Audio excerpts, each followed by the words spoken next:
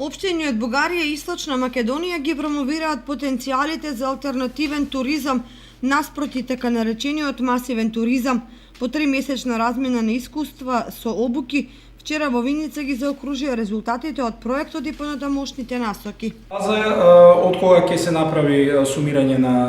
целокупните податоци кои што ги добивме од страна на овој проект, односно како врз база на овој проект, ќе биде да се направи дополнително туристички понуди, кои што ќе бидат дали за кратки викенди, за продолжени викенди, некаде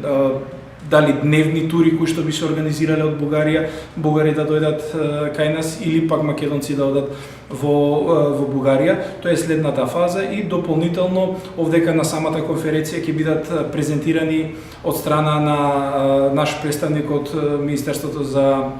локална самоуправа сите можности и начини како би можеле самите општини да аплицираат на ИПА фондови. Овој проект, насловен Меѓунационален туризам преку култури, е плод на соработката помеѓу Сдруженијето ЛМО од Штип во партнерство со Сдруженијето меѓународни иницијативи за соработка од Република Бугарија. Проектот е финансиран од Интерек ИПА погранична соработка Бугарија-Македонија и истиот има за цел